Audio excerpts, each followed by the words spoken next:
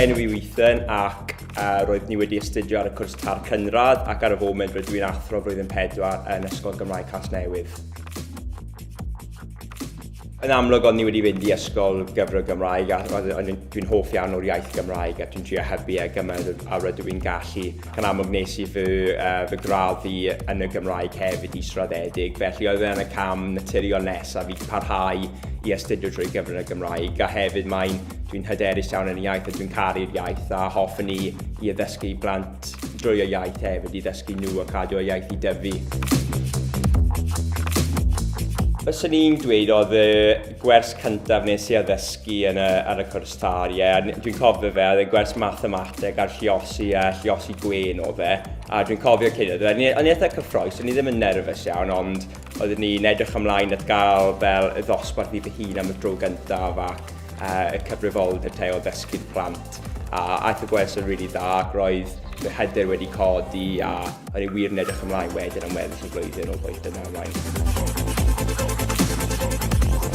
Fyswn i'n dweud oedd fe'n Sioned Dafydd a Chris Sobol. Oedd nhw oedd y mentoriaid ni ar y cwrs TAR Cynradd drwy gyfrwng y Gymraeg. A ni'n gweld nhw trwy'r amser. Hefyd oedd ni'n criw eitha bach hefyd. Oedd ni wastad yn cael fel adborth da oedd wrthyn nhw a sylw yna te o fewn darlithioedd a seminarau.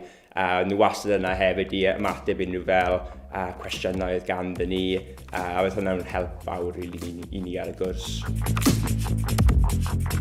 Fyswn i'n dweud oedd e'n rili dda, hefyd ar y ddechrau oedd gan ni cyfnod i jyst edrych a dod i nabod y plant y pethau, so oedd e'n rili dda, oedd tua bythefnos gyda ni am hwnna. A wedyn oedd ni wedi dechrau ddysgu'n credu, oedd e'n hanner diwrnod yr wythnos, so oedd e wedi dechrau datblygu wrth ni'n mynd ymlaen tan diwedd y lleoleg gyntaf, lle o'n i'n dysgu 2.5 diwrnod yr wythnos. Felly oedd gen i wedyn cyfle i mynd o jyst cael un wers y dydd, i fynd reit i fyny, ddysgu diwrnod llawn, o fod yn athro ar ben dy hun hefyd. So oedd yna'n rhoi cyfle i fi i dechrau codi fy hyder a wedyn pan ni'n teimlo'n hyderus, o'n i'n gallu cael y teimlad yna o beth fydd e fel yn y mis Medi pan ges i swydd i fod yn athro ar ben dy hun o flaen dosbarth gyda pawb yn edrych arno ti.